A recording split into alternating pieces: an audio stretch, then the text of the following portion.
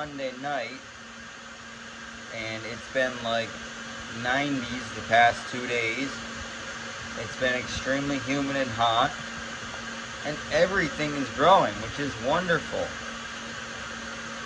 But the downside of that is that when you have a cooler that's the size of a matchbox car, and you're harvesting crops for a 30 pallet cooler, it gets real tight really fast. Growing pains is what I'm calling it. But yeah, we probably harvested 50 cases of broccoli today, which are sitting below me right now in this cooler. And the condenser froze up for the third time in the past 3 days. Welcome to farming.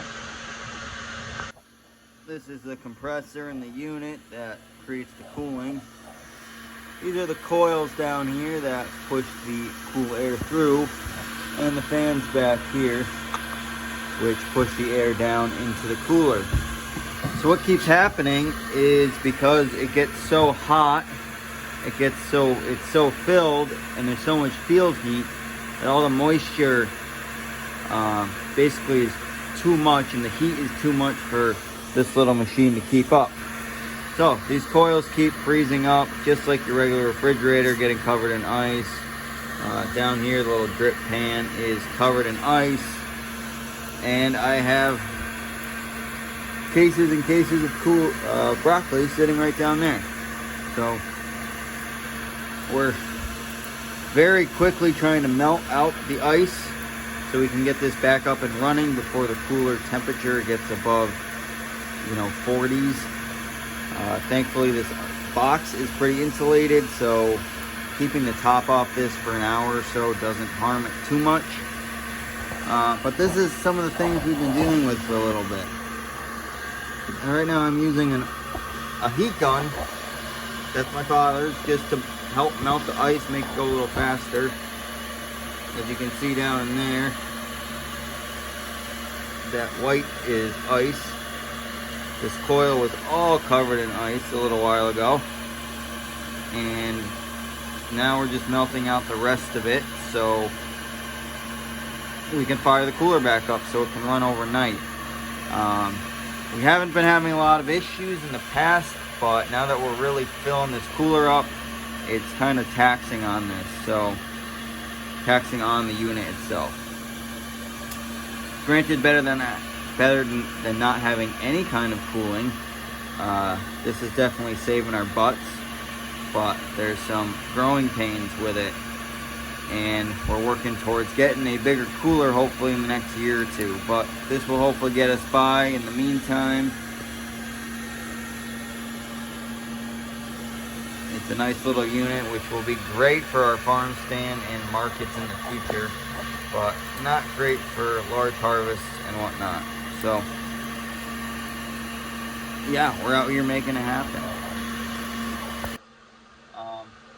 Our high tunnels have doubled in size with our tomatoes and peppers. We have little peppers on our plants. They're about this big. If I have time, I'll walk around and do a field tour. Our tomatoes in our field and high tunnel are sizing up. They're probably about this big, around, maybe some bigger. Like I said, we've been harvesting like crazy. Broccoli, kale. We just sent a big order to the food bank, which was awesome.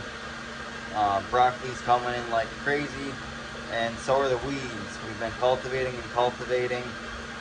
Fortunately, we've had plenty of rain in the past couple weeks, so water isn't really an issue. There's still plenty to plant. We're planting non-stop, direct seeded stuff, brassicas, transplants, you name it. It's just been go, go, go, which it's that time of the season, so we can't complain there. We've started 3 new markets, farmers markets, in the past 2 weeks, which have been phenomenal. Quite busy, a lot of harvesting with that, along with the CSAs and the markets, but we're moving a lot of product out the door, and stuff's not sitting in the field. Especially with this really hot weather, we've been seeing things really exploding and blowing up, which has been you know, kind of difficult to keep up and keep the harvest going and not losing stuff. It's been a wacky spring. Today's the first day of summer, so we're, you know, looking forward to that. But it's been very hot, and then cooling down, and then very hot again, and then, you know, no rain, and then a lot of rain at once. Climate change, which I think everyone understands and knows about. If you don't, you know, definitely look it up, because it's a real thing. We're definitely dealing with that on a daily basis.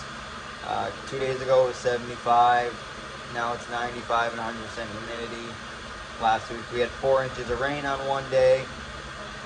2 weeks prior to that it was a drought. So, you know, we're really dealing with adverse conditions here, things that are constantly changing, things that are, you know, hindering our ability to get stuff done on a timely basis, but we're doing the best we can. That's farming. The weather isn't, you know, always up to our standard or playing the game that we would like it to. But, you know, that's how we live and learn. And yeah. We planted our no-till pumpkins and winter squash about a week ago. We're waiting for that to pop out of the ground, but that went very well this year with the new Yetter halter we had on the front, row opener, and then the Yetter Poly closing twister wheels on the back to help press the seed in.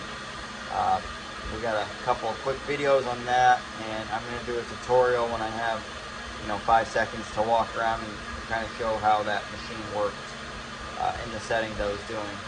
We're still planting no-till sweet corn with the same setup, going straight through like 3 feet of killed rye, winter rye. So that's pretty cool.